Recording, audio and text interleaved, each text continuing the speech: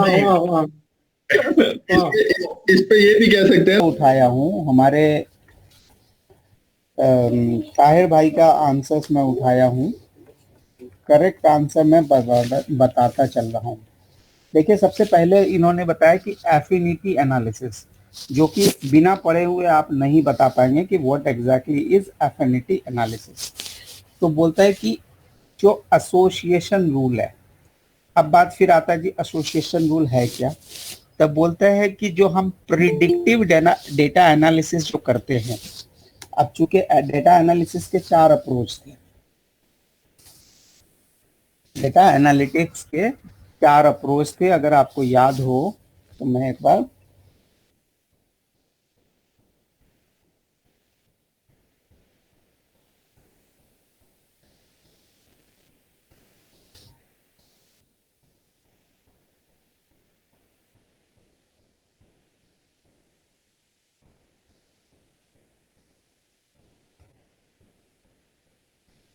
जी, तो ये 4 अप्रोच थे इसमें, जिसको मैंने कहा था कि थोड़ा डिटेल में एक बार जाके देख लीजिएगा। डिस्क्रिप्टिव थे, डायग्नोस्टिक थे, प्रिडिक्टिव थे और प्रेस्क्रिप्टिव थे। ठीक है, मैंने यहाँ पर लिख दिया था, जाके रीड करना, जस्ट रीड।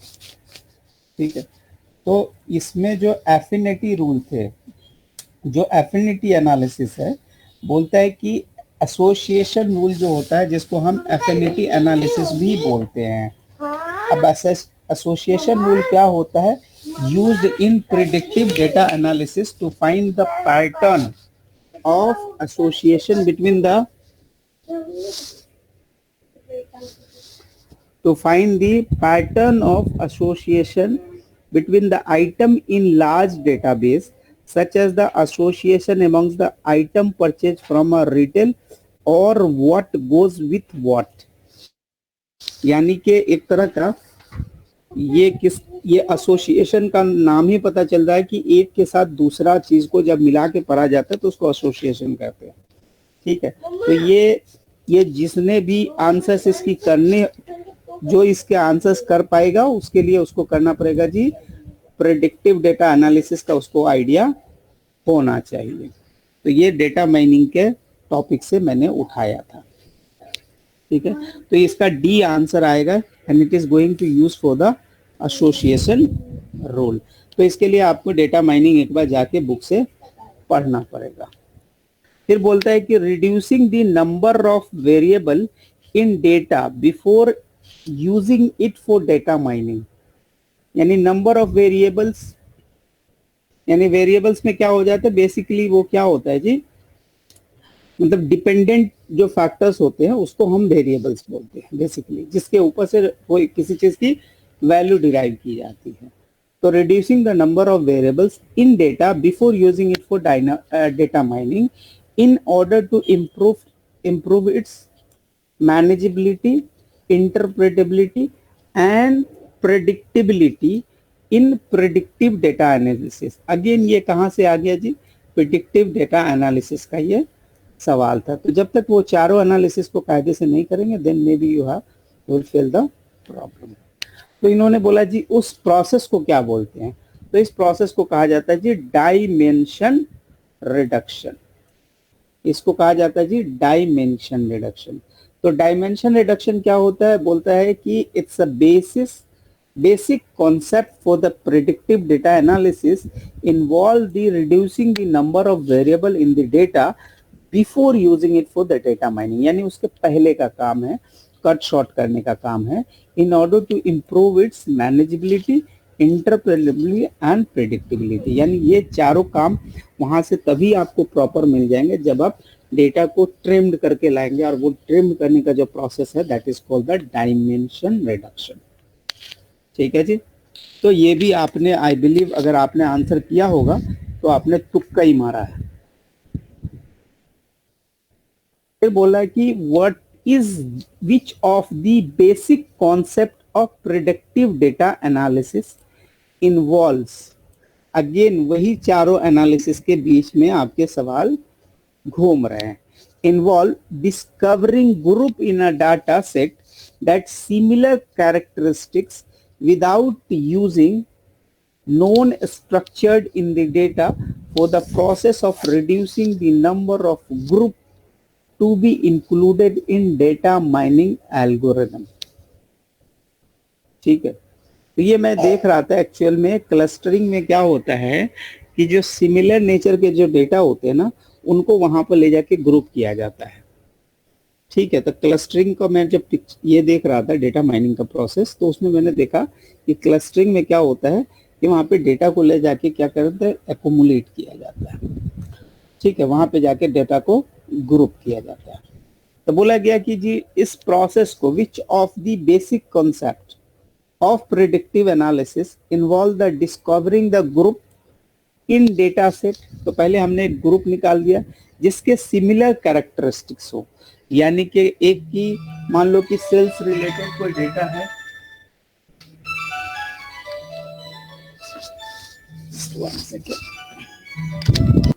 हेलो, हाँ, तो यहाँ पे प्रोसेस क्या कहलाता है कि ये बोलता है कि discovering the data of the same characteristic, उसका एक सेट बनाना है। तो ये जो प्रोसेस, ये जो स्ट्रक्चर बनाने का ये ग्रुपिंग प्रोसेस है, इसको हम लोग बोलते हैं जी क्लस्टरिंग। तो जब एक बार इसको आपको थोड़ा डिटेल में जाके वहां पे पढ़ना पड़ेगा। Is the basic concept for the predicting data analysis, discovering the group in the data set that have the similar characteristic using without using the known structure in the data। clustering can be used in the data reduction to reduce the number of group।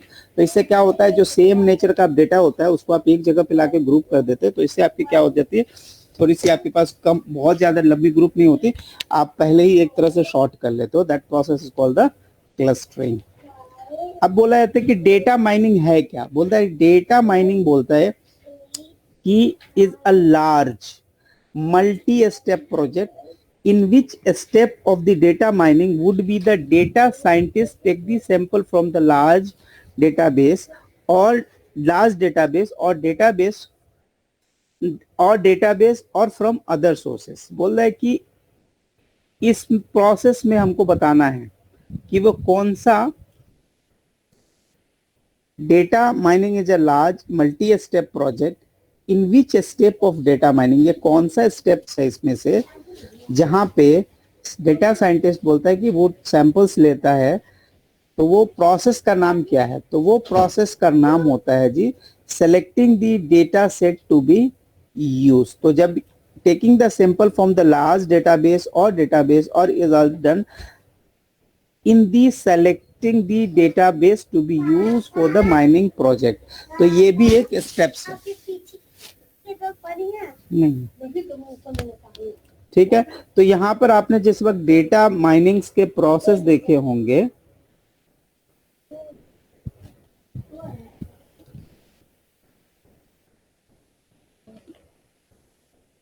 देखिए data mining के अंदर में ये सारे concepts हैं, classification, prediction, association rule, clustering, data reductions, ये सारे उसके कॉन्सेप्ट्स हैं जिसको हमने बोला था कि सारे को आप रीड फ्रॉम बुक्स कर लीजिएगा तो थोड़ा आपके लिए चीजें आसान हो जाएंगी। यहाँ पे एक और चीजें थी,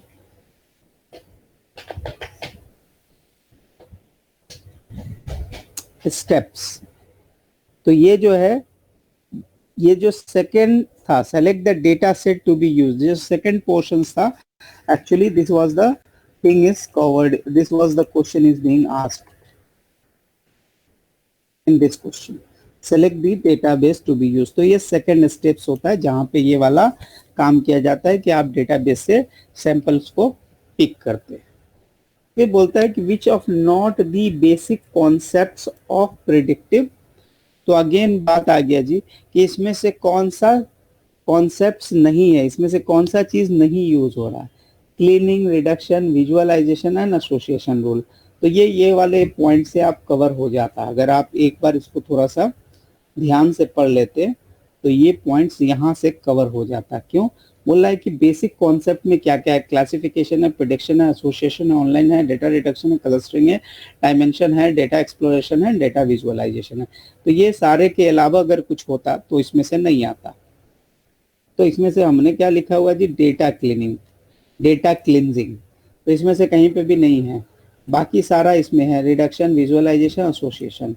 देखिए रिडक्शंस यहाँ है, एसोसिएशन यहाँ है, और बाकी क्या था, association, reduction and visualisation. Visualisation आखिर में है, यानी कि बीच में ये जो डेटा क्लींजिंग है ये नहीं है। तो ये ऑल टुगेदर यहाँ पे उठा के इसने रख दिया जी, ये पूरे में कि डेटा के बेसिक कॉन्सेप्ट्स के अंदर में ये वाला आइटम नहीं है। तो अगर ये क्या है, इसके में फॉल नहीं कर रहा है तो इसका मतलब ये है कि ये आउटसाइड दी सिस्टम है, यानी कि इस एनालिसिस में ये चीजें डेटा क्लींजिंग बोल के कोई एक्टिविटीज नहीं होती, कोई कॉन्सेप्चुअल थिंग्स वहां पे नहीं होती है। फिर बोल रहा है कि which is not, which of the following, steps in data mining यही है? नहीं, स्टेप्स इन डेटा माइनिंग वो इधर है। चैलेंजेस से भी एक सवाल थे, steps, understand the purpose of project, select the database, explore clean pre-process of data, reduce the dimension, determine the data mining task, partition the data, select the data techniques, use the algorithm, interpret the result, deploy the model। ये 10 steps में लिखा हुआ है। बोला which is not a challenge, इसमें से challenge क्या नहीं है। तो अगर ये चीजें स्ट्रक्चर्ड फॉर्म में अगर आपको मिलेंगी तो it is not a challenge for you. कोई भी चीज का अनस्ट्रक्चर्ड है, पुअर है, देन ओनली अ चैलेंज। अगर वो स्ट्रक्चर्ड है तो आपके लिए वो चैलेंज नहीं होना चाहिए। फिर बोल रहा है कि data mining is a large multi step project in which data mining step would regression, neural and hierarchical clustering to be considered as a data mining techniques. तो इसका मतलब ये जो 3-4 टेक्निक्स है जिसमें रिग्रेशंस है, न्यूरल नेटवर्क्स है, hierarchy क्लस्टरिंग्स है, ये कब यूज करेंगे, तो ये कौन से स्टेप्स में यूज करेंगे। तो यहाँ पे लिखा हुआ है जी, जिस वक्त आप डेटा माइनिंग टेक्निक्स यूज करते हैं। तो फिर हम यहाँ पे आ जाएंगे जी स्टेप्स में। तो यहाँ पे कहीं पे होगा कि सेलेक्टिंग दी डेटा माइनिंग टेक्निक्स, यानी स्टेप नंबर 7 पे लिखा हुआ है। तो यहाँ पे जब आप जाएंगे तो आप प्रॉपर कोई एक techniques, regression, neural network, hierarchy clustering, कोई भी एक टेक्निक्स को आप यूज कर लेंगे। ठीक है। अब फिर बोल रहा है कि in which type of data mining is used, कौन से वाले में, पर्सपेक्टिव्स में, डायग्नोस्टिक में, डिस्क्रिप्टिव में या प्रेडिक्टिव में। तो इन्होंने बोला है कि डेटा माइनिंग जो यूज होता है वो प्रेडिक्टिव में यूज होता है, बिकॉज क्या बोलता है कि predictive analysis focus on the future using the correlative analysis. Predictive answers the question what is likely to be happen by combining the historical data with other data using some rules and algorithms। तो ये predictives के बारे में बातें बताई हुई हैं। तो इसमें से बोला कि डेटा माइनिंग कहाँ पर यूज करेंगे, तो डेटा माइनिंग यूज होता है जी बेसिकली प्रेडिक्टिव्स वाले एनालिटिक्स में। ठीक है। ये सारे रूल्स यहाँ पे लिखे हुए हैं कि प्रॉब्लम सबका मतलब क्या है, क्लासिफिकेशन ऑफ डाटा का क्या मतलब है, प्रेडिक्शन का मतलब क्या है, एसोसिएशन या एफिनिटी एनालिसिस क्या होती है, ऑनलाइन कम्युनिकेशन सिस्टम कैसे काम करता है, डेटा रिडक्शन कैसे होगा, डायमेंशन रिडक्शन कैसे होगा, डेटा एक्सप्लोरेशन कैसे होगा, डेटा विजुअलाइजेशन कैसे होगा। तो ये एक बार लिखा हुआ, एक बार इसको ऑनलाइन एक बार रीड किया जा सकता है। फिर बात बोला जी कि सिंपल रिग्रेशंस के एग्जांपल्स इसमें से बताने हैं। ठीक है। तो इसमें से बोला है कि simple linear regression is an example of what, तो एक तरह की सिंपल लर्निंग एल्गोरिदम है। ठीक है, और कुछ नहीं है, क्योंकि मोंटे कार्लो प्रोबेबिलिटी बेस्ड होता है। रीइंफोर्समेंट लर्निंग्स के बारे में मेरे को बहुत ज्यादा आइडिया नहीं है, वो पढ़ना पड़ेगा। बोला simple is an example of basic supervised learning. Linear regression is a statistical approach that can be used to model the relationship between one or more independent variable or dependent variable based on the historical data. The x variable, the independent, serves as the predictor variable, यानी x के ऊपर y का result depend करता है। तो x क्या होता है, प्रिडिक्टर वेरिएबल्स हो जाता है। ठीक है, यानी ये वाला कहानी है y is equal to a plus B x, ये होता है जी सिंपल रिग्रेशंस। तो सिंपल सुपरवाइज लर्निंग एल्गोरिदम, ये होता है, इसको हम बोलते हैं जी is an example for the simple regression. ठीक है, फिर बोलता है कि डेटा माइनिंग का, फिर पूछ रहा है कि in which step of data mining project would be the data scientist realize visualize the data by reviewing the information in the chart form. ठीक है, तो ये कौन से प्रोसेस में वो विजुअलाइज करते हैं? ठीक है, the scientist visualise the data by reviewing the information in chart form. कौन सा प्रोसेस में? देखिए ये वाला प्री प्रोसेस, ये कहीं पे होगा हम लोग का explore clean and pre process of data जो है, यानी स्टेप नंबर 3 जो होता है, जहां पे आके जो डेटा साइंटिस्ट है वो क्या करते हैं जी, वो विजुअलाइज करते हैं। ठीक है, तो यहाँ पे लिखा हुआ है कौन से प्रोसेस में? Explore clean and pre process. अब बोल रहा है visualising is a visualising the data by reviewing the information in the chart form is a part of exploring cleaning and pre-processing of data for the data mining project. So exploring, cleaning and pre-processing is the third step in the typical data mining project. इसमें हम लोग क्या करते हैं? Verifying the data is in usable conditions. ठीक है, कि हम मेरे लिए यूजफुल फॉर्म में है या नहीं है, whether the value are in reasonable range or not. ठीक है, वो पता करना। फिर determining how missing data should be handle, यानी जो डेटा हमको चाहिए सेंटेंस को कंप्लीट करने के लिए, उसको हम कहाँ से फुल करेंगे, उसके बारे में। Visualising the data by reviewing the information, और आप विजुअलाइज करेंगे जब आप चार्ट को देखेंगे तो आप अपनी अंडरस्टैंडिंग के हिसाब से एक पैटर्न समझेंगे। ये बोल रहा है in using the structure data, if using the structure ensuring the consistency in the definition of fields, unit of measurement, time period covered and so fourth. ये सारी चीजें अगर आपके पास पूरा अगर स्ट्रक्चर्ड बना हुआ प्रॉपर डेटा मिलेगा तो भी आपको इंश्योर करना है कि जो फील्ड की लाइन है, नेम है तो प्रॉपर उसमें नेम ही होना चाहिए, उसमें ईमेल आईडी नहीं होना चाहिए। ठीक है, तो ये सारी चीजें, unit of measurement KG metre litre जो भी होगा वो भी प्रॉपरली क्या होने चाहिए जी, वेरीफाइड होने चाहिए, वो भी प्रॉपर कंसिस्टेंट होने चाहिए। फिर बोलता है न्यू वेरिएबल में भी क्रिएटेड इन दिस स्टेप्स। ठीक है, तो यहाँ पे यही होता है कि ये जो तीसरा स्टेप्स होता है जहाँ पे वो क्या होते हैं जी, विजुअलाइज करते हैं साइंटिस्ट। ठीक है, by using some projects charts and all. तो ये था हम लोग का एक 10 सवाल था, और ये प्योरली डेटा माइनिंग वाले पॉइंट से था। तो आई वुड रिक्वेस्ट एक बार जो है थोड़ी सी बुक से जाके एक 10 आधी घंटा लगेगा, आई हैव सीन इट, आधी घंटा से ज्यादा की वो स्टडी नहीं है, आधी घंटा आप लगाएंगे तो आपकी वो चीजें प्रॉपर हो जाएंगी।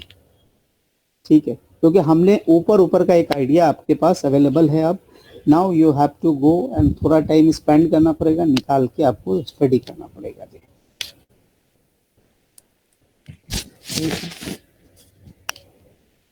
तो ये बोलिए, लास्ट वाला रॉन्ग है थोड़ी आवाज क्लियर नहीं आ रही वो। Interpret the result of the algorithm, मैंने वो वाला सेलेक्ट किया। कौन ये क्या? ये 10 वाले आंसर में उसमें हाँ, लास्ट वाला। एक मिनट, 10 में क्या बोल रहे? सी लिया। ये क्या है, इसमें क्या करना है?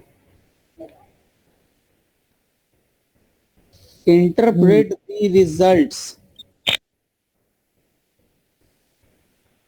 ठीक है, विजुअलाइजेशन जो होता है ना, वो रिजल्ट इंटरप्रेट करने के पहले होता है या बाद होता है? विजुअलाइजेशन के बाद आप इंटरप्रेट करते हैं जी। ठीक है, तो वैसे भी विजुअलाइज, ये जो इंटरप्रिटेशन होगा ये विजुअलाइजेशन के बाद का प्रोसेस होता है, इन प्लेन इंग्लिश में भी।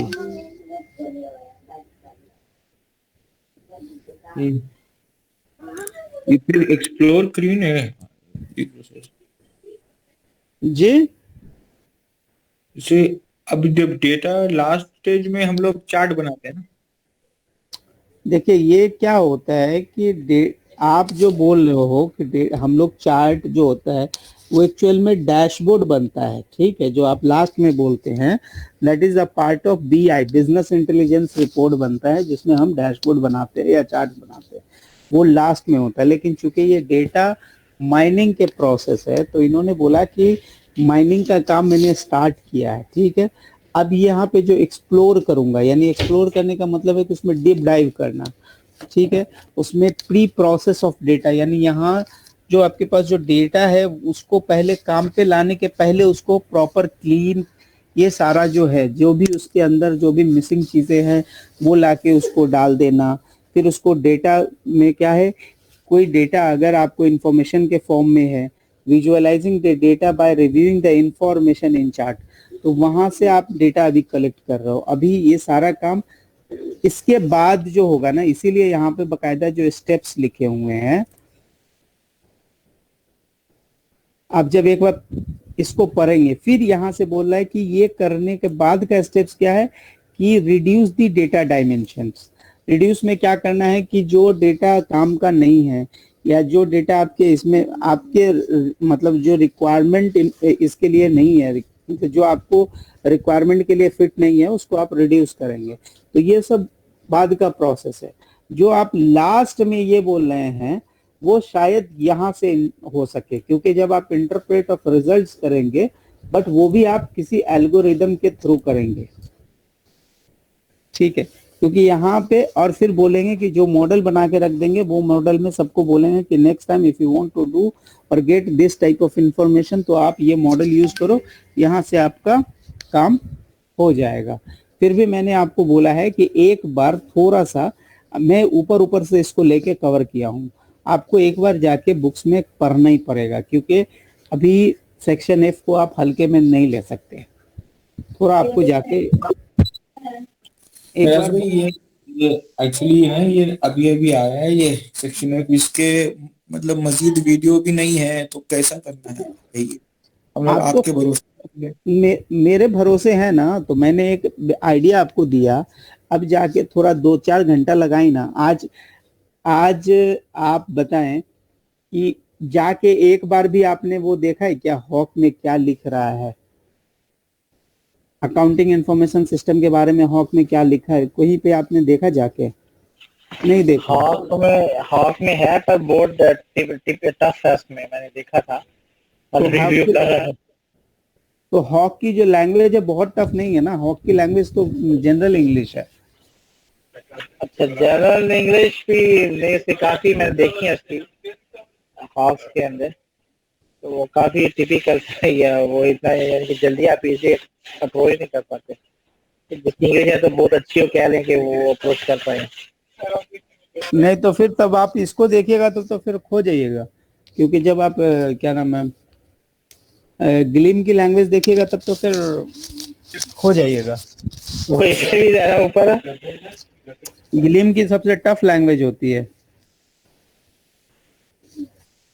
क्या कल मैंने कोशिश की थी, काफी कर रहा था असाइनमेंट जो आपने बनाया थी, और हाँ उसके अलावा जो क्या कहते हैं, जो आपके नोट्स थे, नोट्स बड़े शॉर्टकट में थे, ये समझ लेते थे, तो वो नहीं, कल नोट्स बड़ी प्रॉब्लम हुई मेरे को रिकॉर्डिंग आने की वजह से। देखिए, नोट्स जो मैंने दिए हैं, बेसिकली हमने नोट्स आपको दिए हैं हॉक के, वो ये हैं क्या नाम है, हॉक के फ्लैश कार्ड है, ठीक है, जहाँ पे मेरे को थोड़ा बहुत हमको जरूरत लगा था हमने चेंज किया था, बाकी एज इट इज हमने उसको रहने दिया, तो उस पर कोई वो नहीं है।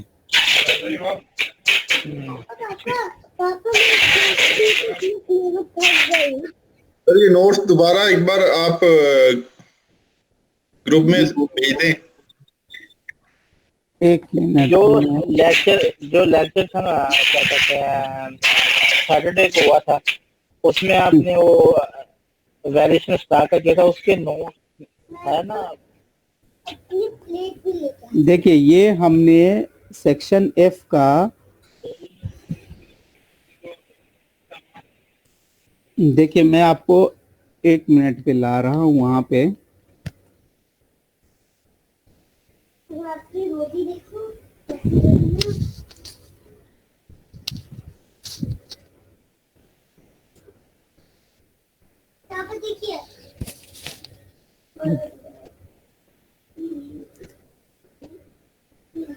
डेटा गवर्नेंस में नहीं है,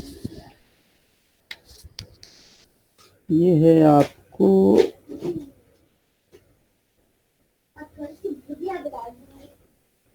ये 11 में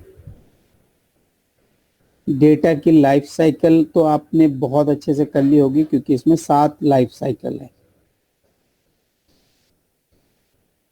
ठीक है जी। कैप्चर करना, मेंटेनेंस करना, यूज करना, सिंथेसिस, पब्लिकेशंस, ये बहुत इजी थे। रिक्वायरमेंट्स के रूल भी बहुत इजी थे। साइबर अटैक्स भी आसान थे, इसमें कोई मसले नहीं थे ज़्यादातर। डिफेंसिव्स में क्या थे, एक्सेस में आपके फिजिकल और लॉजिकल थे, 2 स्टेप्स ऑथराइजेशन था। आ जाइए, जहाँ पे आपके जो मसले वाले जो चीज थे,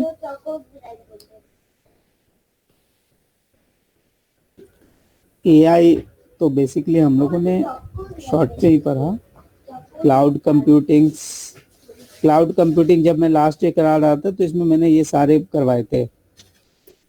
service as a software, platform as a software service, information as a service, network as a service, सारे मैंने बताए थे। बट आपने एक बार जब तक आप यूज नहीं करेंगे, क्योंकि limitation, cost, blockchain, hashing is the input string, the length and input of the using the hashing. For example, the Bitcoin uses the hash algorithm SH256.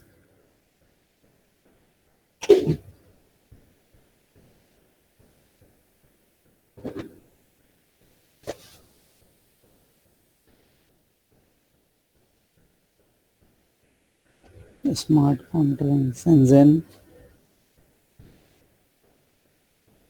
Ji data analytics. ठीक है, gathering in the way the produce the meaning can be use to aid in decision making, जिसके 4 analysis थे। Descriptive के बहुत easy थे। Reports the past performance, इसके लिए कोई इंग्लिश बहुत अच्छा आने की जरूरत नहीं है। Descriptive are the simplest type of data analytics. It's used to answer the what happened, क्या हुआ। Diagnostics में क्या होता है, used with descriptive analytics to answer the question why did it happen, क्यों हुआ। तो पहला सवाल था क्या हुआ, दूसरा सवाल था क्यों हुआ। प्रिडिक्टिव में होगा कि ये काम कैसे होगा। ठीक है, ये सवाल का आंसर्स करने हैं। और प्रिस्क्रिप्टिव में क्या होगा, what need to be happen, कैसा होना चाहिए, हम क्या चेंज करेंगे कि रिजल्ट जो है अलग तरह से मूव हो जाए। तो ये उसके आंसर्स थे। फिर बीआई है, जिसमें डेटा के बारे में बात है, इंफॉर्मेशन है, नॉलेज है, इनसाइट्स है। तो इनसाइट्स की मतलब एक अंडरस्टैंडिंग देना कैसा होगा। डैशबोर्ड के बारे में आपको पता है, बिग डेटा के बारे में पता है। डेटा कैसे हो सकते हैं, स्ट्रक्चर, अनस्ट्रक्चर, सेमी स्ट्रक्चर्ड हो सकते हैं, ये भी आपने करा था। बिग डेटा की कैरेक्टरिस्टिक में आपने volume, amount of data, velocity यानी उसके स्पीड्स के बारे में, वैरायटी, डिफरेंट टाइप्स के बारे में, फिर वेरासिटीज के बारे में, उसकी एक्यूरेसी को लेके आपने पढ़ा था। और भी अदर्स वीज हो सकते थे, जिसमें वेरिएबिलिटी एंड वैल्यूज है। तो डेटा साइंस के बारे में अब बात आ रही थी जी। डेटा साइंस के बारे में कैसे बताया गया था कि it's a field of studies, जिसमें एल्गोरिथम के बारे में पढ़ते हैं, प्रोसेस के बारे में पढ़ते हैं, जिससे आप हिडन इंफॉर्मेशन को निकालते हैं and give the insight from the data, और ज़्यादा क्लोज अप इंफॉर्मेशन प्रोवाइड कर पाते हैं। ठीक है, ये डेटा साइंस के बारे में यहाँ था। फिर data science as an assets, ये एक पार्ट उसमें नहीं था, तो ये आपको एक बार देखना था। फिर challenges of data managing data analytics में क्या क्या चैलेंजेस थे। असल यहाँ पे हम लोग के वो अभी हम लोग जो सवाल आपको मैंने दिया था वो बेसिकली मैंने आपको डेटा माइनिंग से दिया था। तो डेटा माइनिंग में हमने स्टैटिकल अप्रोच लगाते हैं। ठीक है, to search large data set to extract, analyze the data to discover the previously unknown useful pattern trend relationship with the data that go beyond the simple analysis and that can be used to make the decision under the specified computational method derived from the field of statistics, machine learning and AI। ये बातें कही हुई थी। अब उसमें हम लोगों ने आगे में यहाँ पे एक आर्गुमेंट है, वो आर्गुमेंट ये है कि बेहतर ये जो क्या है, ये साइंस है, ये आर्ट्स है। ये फिर आगे जो बात आया था कि जी ये प्रिडिक्टिव एनालिसिस क्या होते हैं, तो उसके बेसिक कॉन्सेप्ट्स क्या हैं। तो प्रिडिक्टिव एनालिसिस में क्या था, क्लासिफिकेशंस है उसके अंदर में, ठीक है। फिर वहाँ पे प्रिडिक्शंस है, एसोसिएशन रूल है, जिसको यहाँ पे एफिनिटी एनालिसिस भी कहा जाता है। तो अगर एक बार अगर आप देखेंगे वन रीडिंग सिर्फ अगर आप कर लेते हैं और जहाँ जहाँ पे आपको समझ नहीं आता है, एक 30-40 पेज की पूरी स्टडीज है, अगर आप 40 पेज अगर पढ़ लेते हैं तो आपको नहीं जहाँ समझ में आ रहा, हम लोग उसको फिर से एक बार, लेकिन एक बार आप पढ़े ना, फिर वहाँ पे हम लोग को बताएं, आपस में हम लोग ग्रुप डिस्कशन कर लेंगे। एक दिन ग्रुप डिस्कशन करके सब आदमी अपनी अपनी अंडरस्टैंडिंग बताएंगे, कोई मसला नहीं है हम लोग के पास। लेकिन एक बार सब बंदा जब पढ़े रहेगा ना तो फिर मजा आएगा बताने में। न्यूरल नेटवर्क्स के बारे में हम लोगों ने बताया है, जो कि रिकॉग्नाइज कर सके किसको, पैटर्न को। ये सारी चीजें हम लोगों ने वहां पे पढ़ लिया था। फिर नोट्स क्या होते हैं, तो जहां से डेटा अपडेट किया जाता है वो सारे नोट्स कहलाते हैं, ठीक है। उसके बाद डेटा माइनिंग के प्रोसेस प्रॉपर यहाँ पे लिखे हुए हैं, यहाँ पे लिखा भी हुआ है, देखिए यहाँ पे वेरीफाई, जब अभी हमने explore, clean and pre process of data का मतलब क्या होता है, verify that data is a usable condition है कि नहीं है, that is whether the value are in reasonable range, whether they are in obvious outlines, ठीक है। उसके बाद determine how data missing blank, कैसे उसको हैंडल करेंगे, visualise the data by reviewing the information in chart form, if using the structure data ensure the consistency होनी चाहिए, new variables can be created in this step for using the start and end dates to calculate the duration of time period. तो ये सारे उसके अंदर में आते हैं, ठीक है। फिर ये क्या यहाँ पे लिखा भी हुआ है, अननीडेड यानी रिड्यूसिंग इन द डायमेंशन का मतलब क्या होता है, अननीडेड जो अनयूज्ड, ठीक है, जो एक्स्ट्रा वेरिएबल्स है उसको आपको एलिमिनेट करना। तो ये जब तक थोड़ी सी एक रीडिंग नहीं है। फिर बोल रहा है चैलेंजेस क्या हो सकते हैं, तो पुअर डेटा हो सकता है, मल्टीपल लोकेशंस हो सकते हैं, बायसेस हो सकते हैं, meaning data must be assessed by the human being, a bias is a preference, ठीक है, or inclinations that gets in the way of impartial judgement, किसी एक के तरफ जो है आदमी अपना ज्यादा सपोर्ट देता है, that is called the bias. फिर कोरिलेशंस, ठीक है, फिर एथिकल इशू, फिर सिक्योरिटी, अनस्ट्रक्चर। फिर डेटा में एनालिटिकल टूल्स थे जिसमें हमने लीनियर रिग्रेशंस के बारे में पढ़ा, जिसमें टाइम सीरीज के बारे में हम लोगों ने पढ़ा। तो टाइम सीरीज में भी 4 ट्रेंड थे। पहला था जी क्या, ट्रेंड पैटर्न, दूसरा था कि साइक्लिकल, सीजनल, इर्रेगुलर, ये सारे उसके कंपोनेंट्स थे, ठीक है। अब चूंकि ये बोल रहा है, यहाँ पे लिखा हुआ है CMA exams only the test linear regression, यानी इसके बाद वो एग्जाम में बाकी सारे पैटर्न्स के आपके कोई सवाल नहीं पूछेगा, लेकिन एग्जाम में मैथमेटिक्स नहीं पूछेगा, लेकिन आपसे पूछ सकता है कि ये जो है, ये जो ट्रेंड साइकिल है, ये जो आपसे ये पूछ सकता है कि टाइम सीरीज के 4 पैटर्न्स के बारे में बताइए। तो ये आपसे एग्जाम में एज अ थ्योरी पूछ सकता है। इस पे न्यूमेरिकल नहीं आता है क्योंकि इन्होंने बताया नहीं है। ये तो सारे स्टैटिस्टिक्स है ना, ये सारे आपके एग्जाम में नहीं आएंगे क्योंकि अगला सामने से चल के बोलते कि CMA is only asking the regression analysis, और कुछ नहीं आता उनको, ठीक है। ये सारे जो दिख रहे हैं ये सिर्फ ग्राफ आपको देखने के लिए है, वरना देखे तो ठीक, नहीं देखे तो फिर ये बोल रहा है एक्सपोनेंशियल स्मूथिंग तो पढ़ना ही नहीं है, it is not covered in many other study material also. अगर कहीं पे आपको एक्सपोनेंशियल स्मूथिंग दिख जाए तो उसको भी इग्नोर कर देना है। इन्होंने आगे से चल के ही बोल दिया कि ये आपके सिलेबस का पार्ट नहीं है। इर्रेगुलर पैटर्न कैसे होते हैं, जिसमें कोई पैटर्न नहीं होता, जो वेरी रैंडम होते हैं। तो ये सारी छोटी छोटी चीज़ें हैं, इसमें बहुत ज़्यादा कुछ नहीं है। Time series, 10% and regression.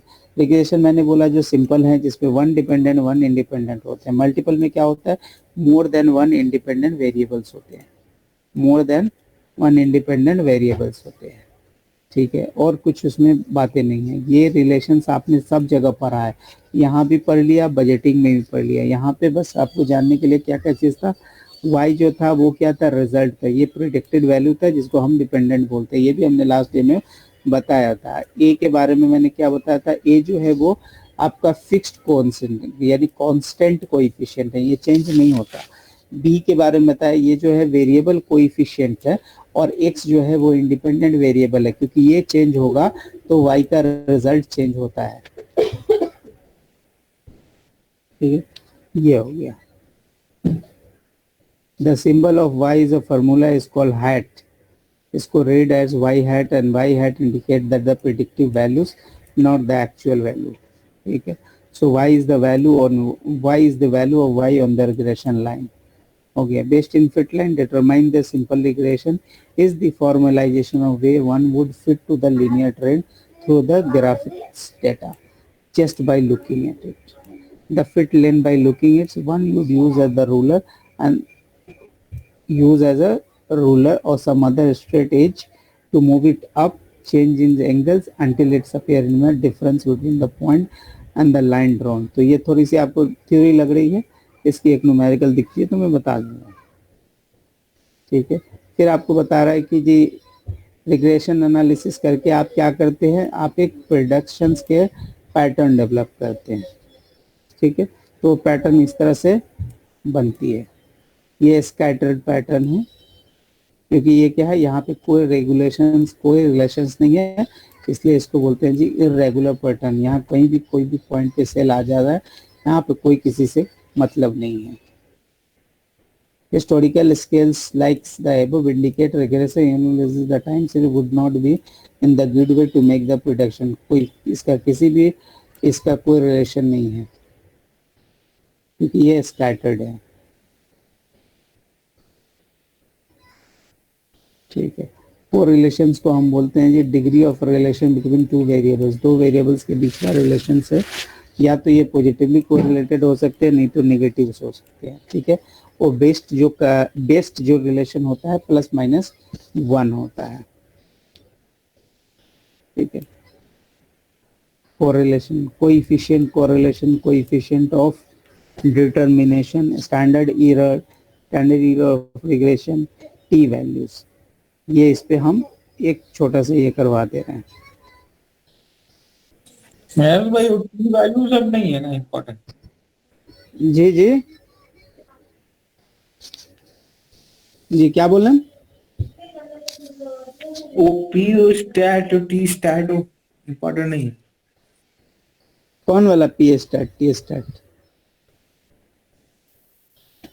कौन यहाँ पे? ये it's part of regression but I don't know what is that. नहीं, ये तो बताया ना कि कोएफिशिएंट कोरिलेशन हमेशा प्लस माइनस के बीच में उसको रिप्रेजेंट किया जाता है, ठीक है। चलो एक्सेल में क्या लिखता है देखो, financial calculator is not required for the CMA and the computer or Excel, the statistic is not available, can be calculated, Excel से आप निकाल सकते हो, ठीक है। बट सिर्फ आपको जानना है, need to know only how to interpret it, इसके आगे का उसको जानने की जरूरत नहीं है। रिग्रेशंस के रिजल्ट्स एग्जाम में दिए रहेंगे तो आपको फर्दर कोई माथा नहीं लगाना है। फिर आपको कोएफिशिएंट कैसे निकलता है, आर स्क्वायर कैसे निकलता है, स्टैंडर्ड एरर कैसे निकलता है, ये भी आपको एग्जाम पे नहीं आता।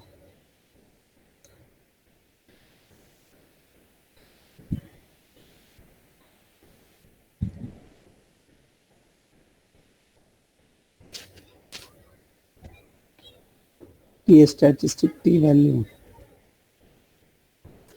example numerical numbers, summative to interpret the correlations analysis, coefficient of correlations, descriptions इसका क्या होता है, ये बिटवीन 1 और +1 के बीच में होता है, दूसरा ±0.5 स्टैंडर्ड फॉर प्रिडिक्टिव यूज के लिए +0.5, इसको अगर आप करें तो ठीक है, नहीं तो उतना कोई ये नहीं है। मल्टीपल रिग्रेशन में एक से ज्यादा वेरिएबल्स होते हैं।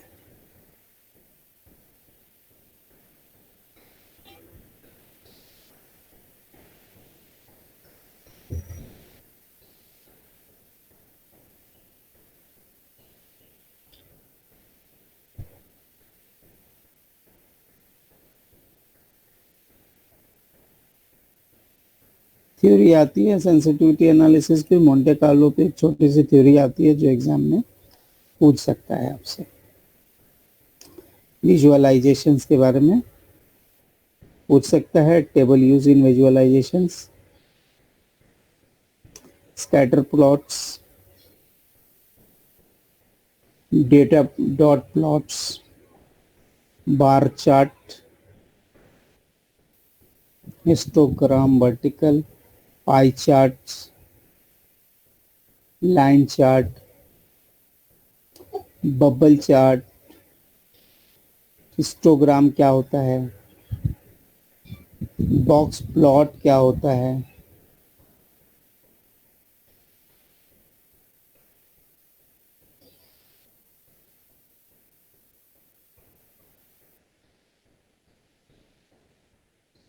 Performing a regression analysis।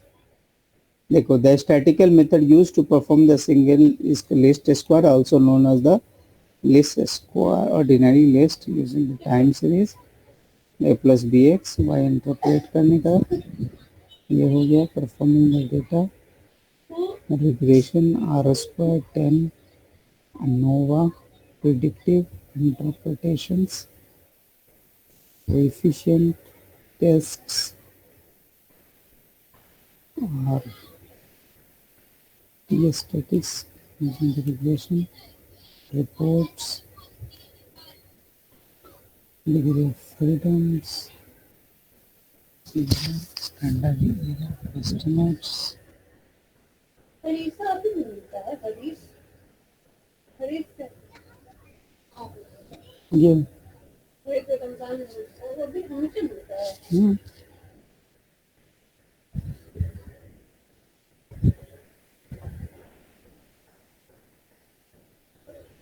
Bye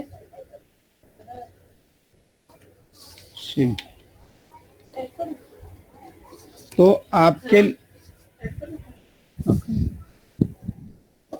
लिए जो एग्जाम के जो क्वेश्चंस हैं मैं बता रहा हूँ, तो आपको जो पढ़ना है उस पे मैंने रीड लिखा हुआ है, ठीक है, जिसको आपको जाके पढ़ना है। जैसे ये वाली चीजें आपको थोड़ी सी पढ़ लेनी है, ये जहां पे मैंने रीड पीछे पढ़ाते वक्त लिखा था उसको जाके डिटेल में एक बार पढ़ लेना है। दूसरा, हम लोग अब क्वेश्चन के बेसिस पे प्रिपेयर करेंगे कि कौन कौन चीजें उन लोग क्वेश्चन में ले रहे, फिर अकॉर्डिंगली हम लोग उसको जो क्वेश्चन के बेस पे जो चीजें रहेगी फिर हम लोग उसको एक बार देख लेंगे, ठीक है। तो यहाँ पे हम लोगों ने लास्ट डे पे लीनियर रिग्रेशंस के बारे में हम लोगों ने पढ़ा था। उसके बाद जो है बोला है what is the line of best fit, तो बोल रहा है कि formalisation of the way one would fit a trend line through the graph data just by looking it. यानी अगर कोई एक ड्राफ्ट बनाया और इसमें बेस्ट फिट लाइन, जैसे कि कोई ट्रेंड यहाँ से यहाँ जा रहा है, जो कि एक लाइन से उसके बीच में क्या हो जाता है, एक प्रॉपर लाइन, स्ट्रेट लाइन अगर ड्रॉ हो जाता है दो वेरिएबल्स के बीच में, तो उसको एक्चुअल में बेस्ट फिट लाइन से रिप्रेजेंट किया जाता है। To fit a line by looking it one would use a ruler और some other straight edge and move it up and down. या तो ये अप जाएगा ऐसे, नहीं तो ऐसे डाउन जाएगा, and changing the angles until it appears the difference between the point and the line draws or the straight edge have been minimized। तो ये इसके अगर कोई न्यूमेरिकल्स मेरे को दिखेंगे then I will explain it more। यहाँ पे एक छोटा सा बात आता है कि कैसे कोएफिशिएंट कोरिलेशन कोएफिशिएंट क्या होता है, and what value can have it. तो बोला है it is a numerical measure that express both the directions, चाहे वो नेगेटिव में हो या पॉजिटिव में हो या स्ट्रेट हो, of the linear associate between two variables. तो अब क्या होता है, चूंकि दो वेरिएबल यानी x और y, तो y जो होता है x के ऊपर डिपेंडेंट होता है. अगर x बढ़ेगा, अगर y भी अगर सेम इसमें बढ़ेगा तो इसका जो रिलेशंस हो गया +1 हो गया. अगर x जो है बढ़ रहा है, y घट रहा है, तो इसका रिलेशन -1 निगेटिव हो जा रहा है. ठीक है. और तीसरा, जितना ये 1 से बढ़ रहा है ये भी सेम डायरेक्शन में उसी से बढ़ रहा है, तो इसको बोलते हैं जी स्ट्रेट हो जाता है. ठीक है. तो यहाँ बोला है द अमाउंट ऑफ कोरिलेशन है जी, स्ट्रेंथ है, स्ट्रेट तो नहीं है यहाँ पे. कहाँ? ये स्ट्रेंथ है, last strength of the linear. अच्छा, ये सॉरी, ये स्ट्रेंथ है, सॉरी. तो ये पॉजिटिव या नेगेटिव एंड दी स्ट्रेंथ को रिप्रेजेंट के लिए जो है हम कोरिलेशन और कोएफिशिएंट यूज करते हैं. ठीक है. तो इसका मतलब इसको +1 और -1 जो है 37 का नहीं हो रहा. ठीक है, हो गया.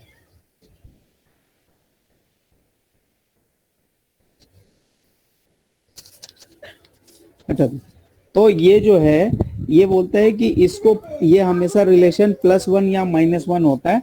The sign and the absolute correlation coefficient describes the directions and the magnitude of the relation between two variables.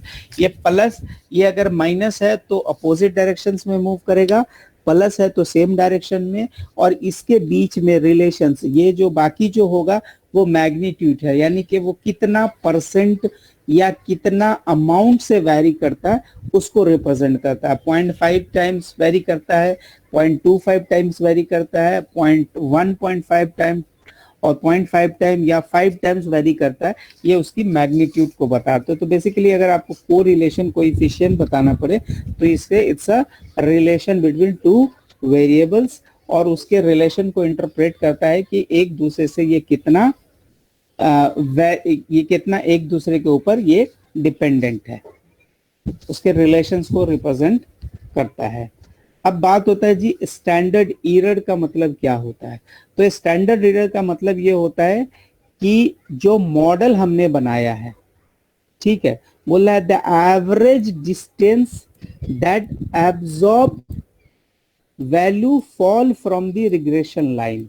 यानी रिग्रेशन लाइन में मैंने बनाया था जी कि हमारा रिजल्ट पे 5 आएगा अगर x जो है 3 रखेंगे, बट ये 5 नहीं आके अगर ये 4 आता है तो ये जो स्टैंडर्ड एरर हो गया जी 20% का, यानी दोनों के बीच में 1 का गैप है, जो कि अगर परसेंटेज के फॉर्म में अगर हम लिखेंगे तो बोलेंगे जी 20% का मेरा स्टैंडर्ड एरर है.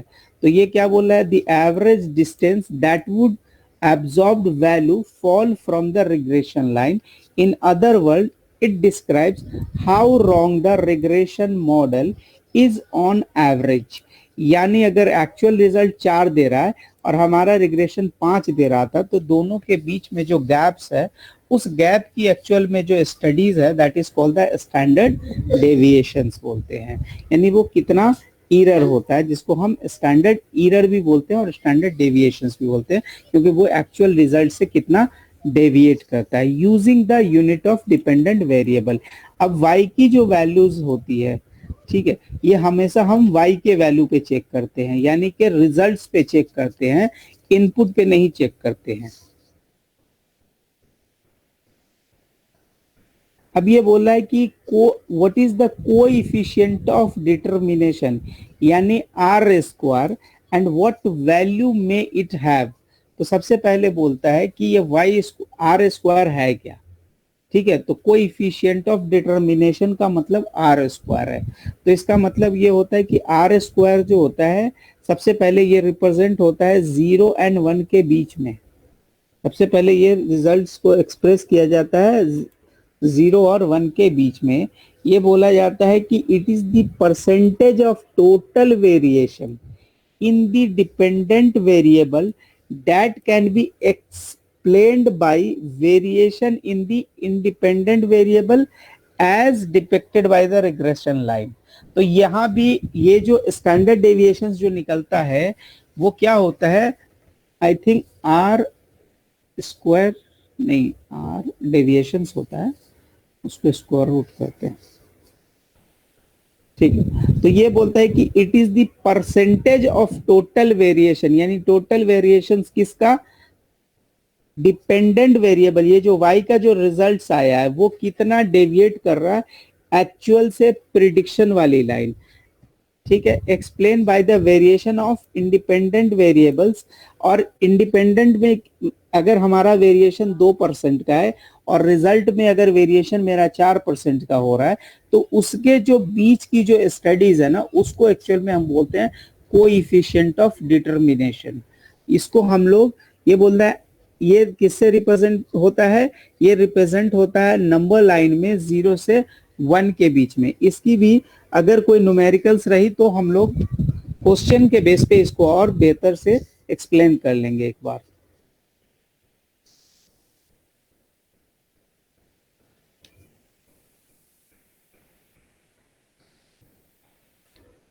ठीक है। अब बोल रहा है टी स्टैटिस्टिक मेजर बोलता है, तो बोलता है it measures the degree to which, यानी degree means chances to match, independent variables has a valid relationship with the dependent, यानी जो हमने y is equal to a plus bx लिखा है वो how long this relation will keep valid। ऐसा तो नहीं है कि ये रिलेशन सिर्फ 10 यूनिट के लेवल तक वैलिड है और 11वां यूनिट पे ये वैल्यू चेंज हो जाता है। तो ये जो मेजरमेंट है ये हम टी स्टैटिस्टिक के थ्रू करते हैं। तो बोलता है T value of a independent variable used in a single regression analysis generally to be greater than 2। तो हो सकता है कि आपके पास जब एमसीक्यू आएगा तो एमसीक्यू में आपसे ये पूछ सकता है कि टी का वैल्यू बताइए कब इंडिपेंडेंट वेरिएबल के लिए, अगर वो सिंपल रिग्रेशन में हमने यूज किया तो आपको बताना पड़ेगा जनरली उसका वैल्यू मोर देन 2 होना चाहिए। टी वैल्यू जो होता है वो क्या होता है, ये मेजरमेंट है चेंजेस का, ये जो रिलेशन हमने y equal to a plus B X रखा है वो कहाँ तक ये रिलेशन जो है वैलिड रहेगा, एप्लीकेबल रहेगा, ठीक है। उसके मेजरमेंट को हम बोलते हैं G T statistic measure. Multiple regressions में मैंने बोला था जहां पे मोर देन 1 इंडिपेंडेंट वेरिएबल होते हैं उसको हम बोलते हैं जी मल्टीपल रिग्रेशन। y जो होता है हमारा क्या है, डिपेंडेंट वेरिएबल है, a फिक्स्ड कोएफिशिएंट है, b जो है हमारा वेरिएबल कोएफिशिएंट था, ये भी वेरिएबल था, और x एंड y जो है हमारा इंडिपेंडेंट वेरिएबल है, x और z। तो दो एक से ज्यादा अगर इंडिपेंडेंट वेरिएबल है तो उसको हम मल्टीपल रिग्रेशन बोलते हैं, ठीक है। द मेजर्स, उसके बाद बोलते हैं what is the goodness of fit. ये मेजर करता है how close the actual value used in statical method are to the expected value in the model, यानी कितना आपका एक्यूरेट मॉडल है, that is called goodness of fit.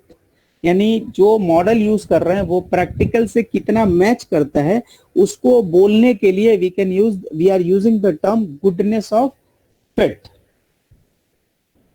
फिर ये बोलता है कि कॉन्फिडेंस इंटरवल। अब चूंकि आपने जब भी कोई ये करते हैं तो आप बोलते हैं ना 5% प्लस एंड माइनस रखिएगा, तो एक्चुअली दैट 5% क्या बोलता है कि यू आर 95% कॉन्फिडेंट, बट आपको 5% थोड़ा सा लगता है कि एक चीज नहीं हो पाएगी। तो कॉन्फिडेंस इंटरवल होता है जहां पे बोला जाता है कि it is expected the certain percentage of the item of a sample will falls in, यानी उसके बीच में ही आएगा, जो इतना मैंने एक्सपेक्टेड रिजल्ट्स रखा है उसके बीच में मेरे 95% चांसेस है कि फॉल करेंगे, and that chance is called the confidence. इसको यहाँ पे बोला जाता है जी कॉन्फिडेंस इंटरवल। फिर बात आती है जी सेंसिटिविटी एनालिसिस। तो सेंसिटिविटी एनालिसिस को व्हाट इफ एनालिसिस कहते हैं। ये एक्चुअल में क्या होता है कि आप अपने सिचुएशंस को यानी आप अपने पैटर्न्स को यानी आप अपने प्रिडिक्शंस को 2-3 लेवल पे ले जाके चेक करते हैं।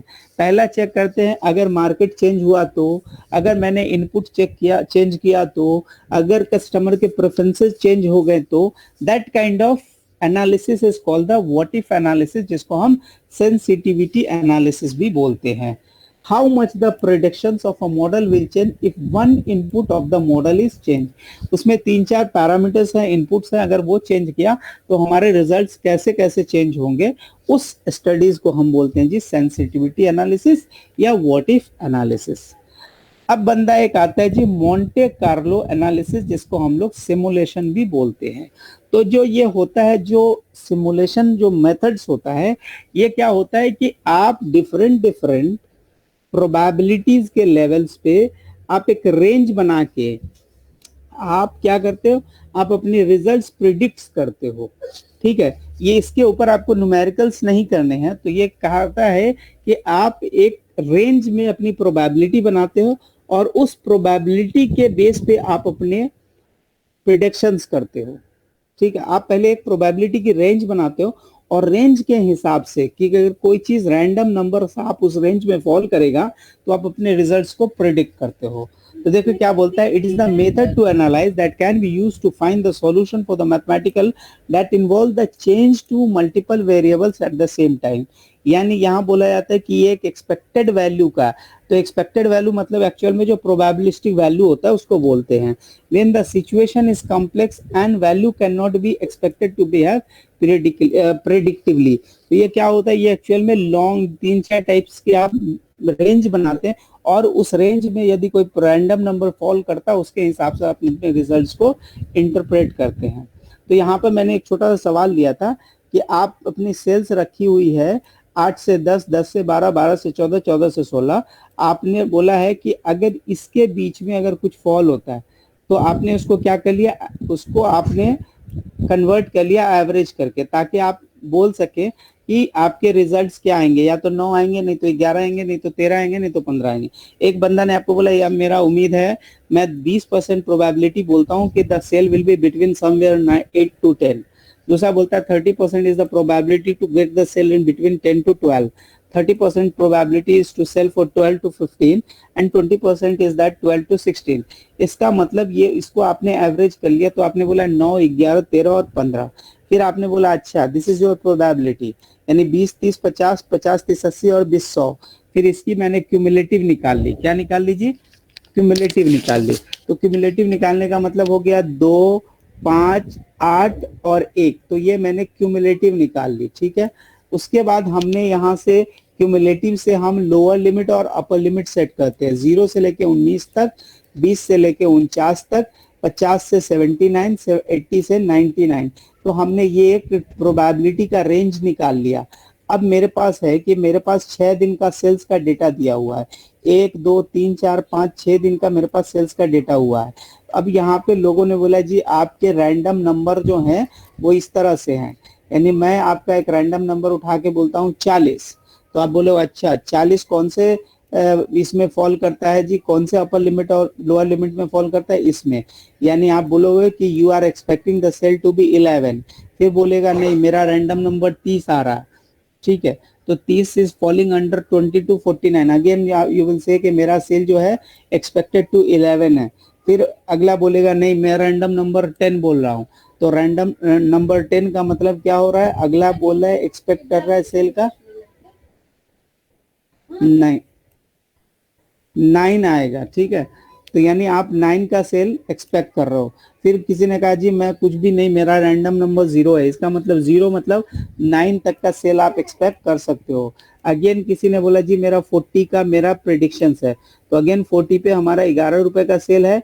और किसी ने कहा जी मैं 60 प्रिडिक्ट करता हूँ। 60 फॉल करता है जी 50 to 79, यानी वो उसके रैंडम नंबर के हिसाब से जो सेल्स का प्रिडिक्शन होगा 13 होगा। ऑल टुगेदर आप 6 दिन का सेल्स आप बता सकते हैं कि expected sales within coming 6 days is going to be 64। तो ये इस तरह की एनालिसिस होती है, इसको हम लोग बोलते हैं जी सिम्युलेशन, ठीक है। पर आपके सिलेबस में इसकी न्यूमेरिकल्स नहीं है, ये जस्ट फॉर द एक्सप्लेनेशन था।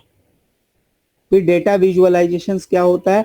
Data visualisation provide the better understanding of data and the prediction from its by showing the data in a more visual way than simply in a table or table full of numbers। तो आप क्या करोगे, numbers के form में लिखने के बजाय photo वोटो बना दोगे, बार चार्ट बना दोगे, पाई चार्ट बना दोगे। That is a part of data visualisation, जिसमें यहाँ पे काफी सारे उसके एग्जांपल्स है, जिसमें स्कैटर्ड हो सकते हैं, डॉट हो सकते हैं, बार हो सकते हैं, पाई हो सकते हैं, लाइन हो सकते हैं, बबल हो सकते हैं, हिस्टो हो सकते हैं, बॉक्स प्लॉट्स हो सकते हैं। तो ये सारे उसके नाम हैं।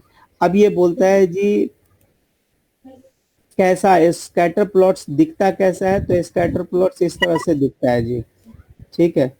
उसके बाद बोलता है जी डॉट प्लॉट्स कैसा दिखता है, तो नंबर्स के फॉर्म में उसने लिख के दिखा दिया जी, ये डॉट्स प्लॉट्स हैं, ठीक है। जो ऊपर वाला उसको रेड कर दिया, बीच वाले को ग्रीन, नीचे वाले को ब्लू कर दिया।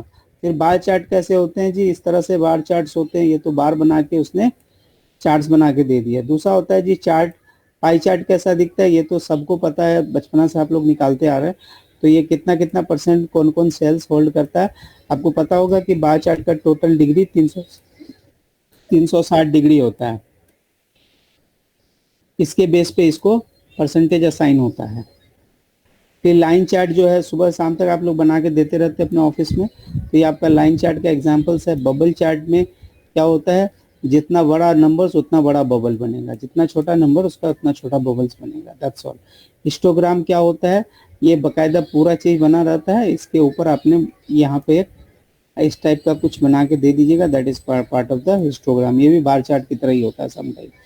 बॉक्स प्लॉट कैसा लिखता है, ये बॉक्स में आपने नंबर प्लॉट करने हैं, जिसके इसके बीच में फॉल्ट हो रहा है, यानी इसको आप बता सकते हैं जी ये बॉक्स प्लॉट, ठीक है।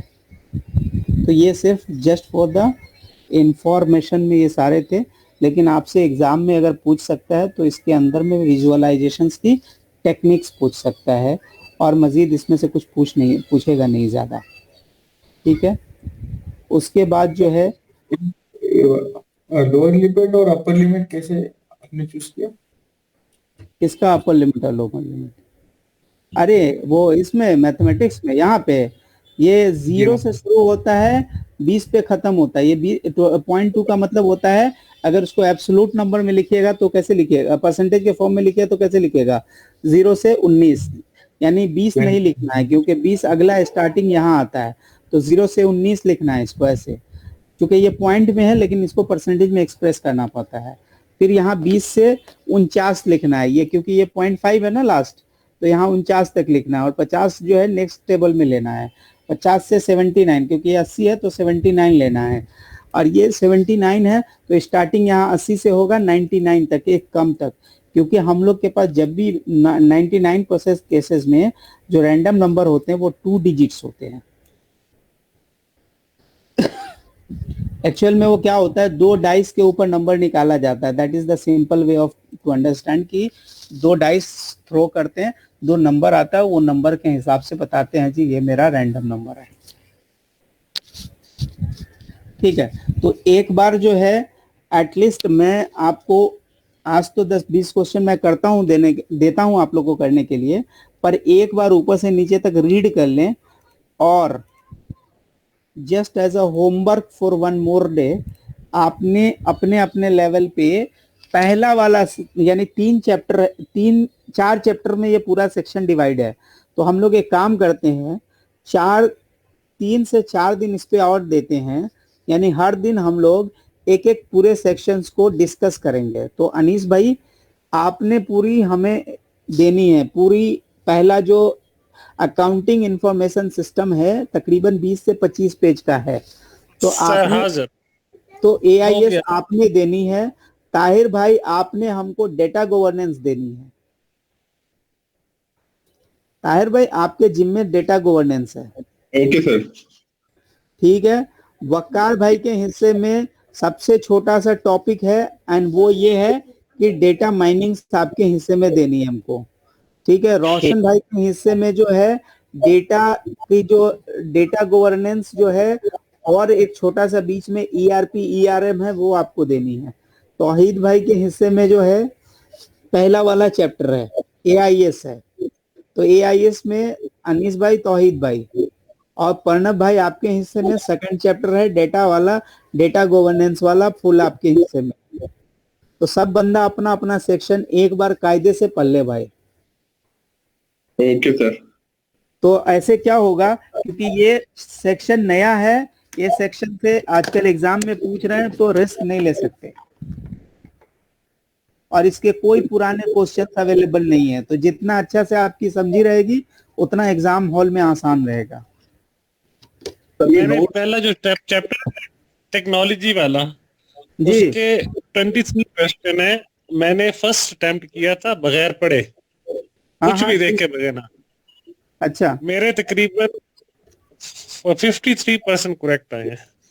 नहीं वो ठीक है, कोई मसला नहीं है। वो देखिए, अगर एक बार आप मेरे साथ एआईएस आप पढ़ के आ रहे हैं, आपके हिस्से में एआईएस है, तो आप अगर एआईएस अगर पढ़ के आ रहे हैं और आप अगर 15 मिनट में पूरा एआईएस रिवाइज करवा दे रहे हैं सब आदमी को कहाँ बता के, तो फिर कोई मसला नहीं है ना। फिर सारे लोग जो भी क्वेश्चन करेंगे सबका आंसर्ड रहेगा कि हाँ भाई इसके आंसर ये क्यों है, इसके आंसर ये क्यों है।